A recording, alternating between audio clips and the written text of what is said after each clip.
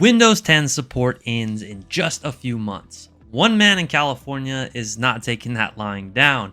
He's decided to sue Microsoft. But is this lawsuit the bravest stand for consumer rights we've ever seen, or just a misguided battle against industry norms? Let's break it down.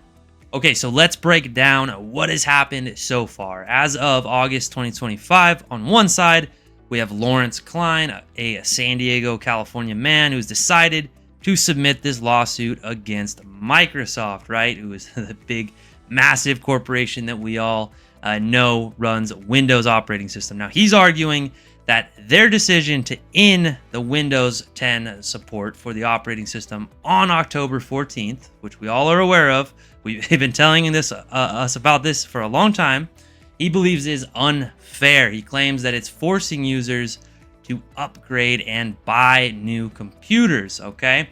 And what he wants is, he wants Microsoft to basically continue Windows 10. He wants to keep it up and running, or have them keep it up and running until less than 10% of Windows users are still using it, right? It's basically like 90% of people have to be using Windows 11 or 12 before they can cut Windows 10 support.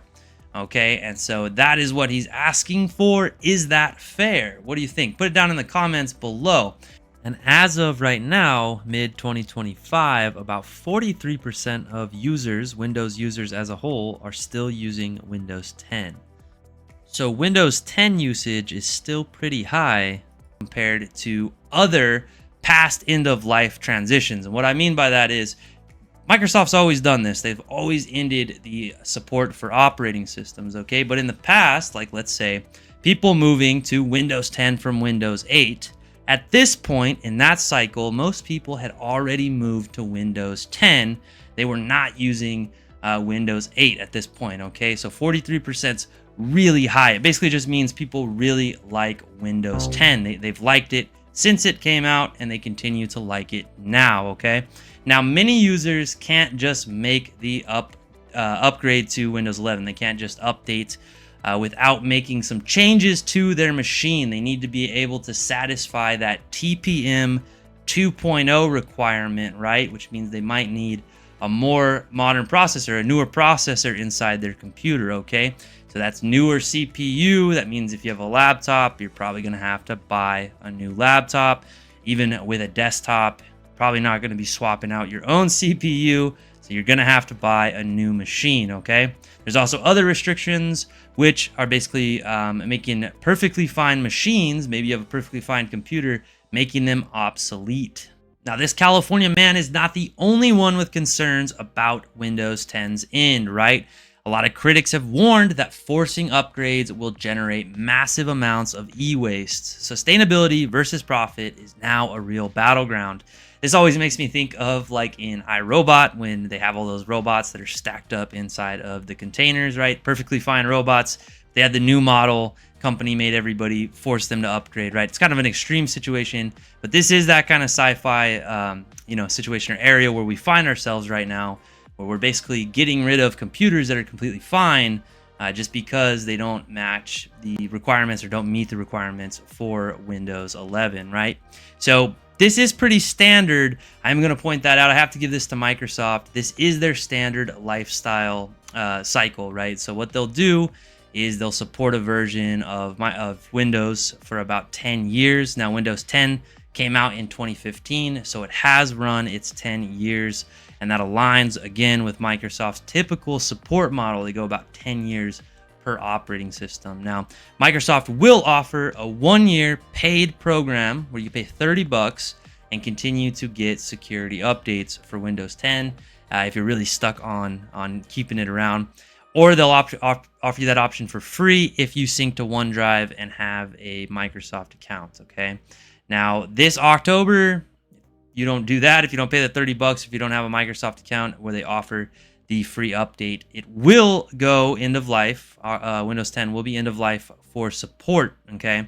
That means no more updates. That means continuing to use it, especially for individuals and businesses, could lead to vulnerabilities or cyber attacks, okay?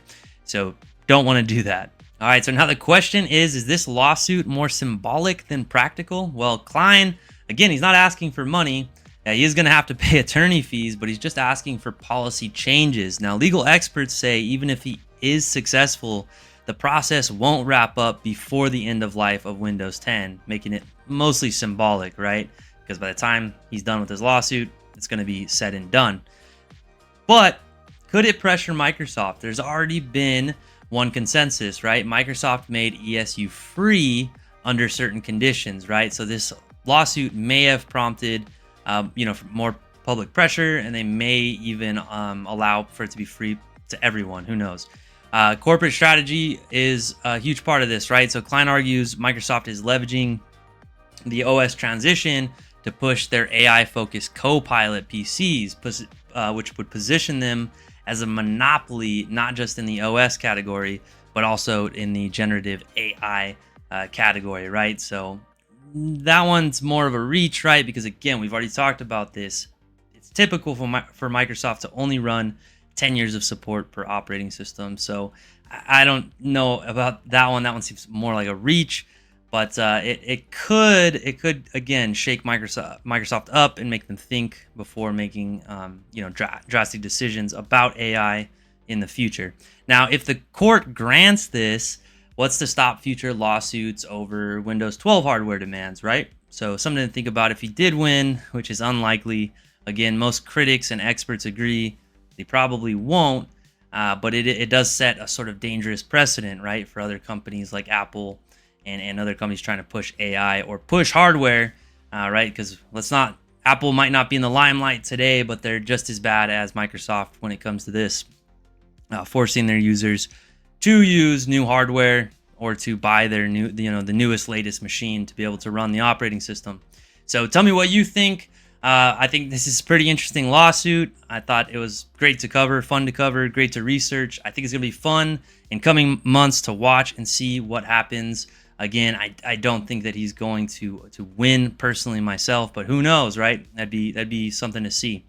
Let me know what you think down in the comments. Before you go, hit that like and subscribe. And if you're having trouble with your technology, we didn't really cover a whole lot about fixing tech today, just about the tech world. But don't forget, we are My Computer Works. That's what we do. We fix technology for people just like you. So go ahead and reach out to us via the number at the beginning, at the end of the video, or down in the description, and we can help you out. Thanks everyone for watching, and I'll see you on the next one.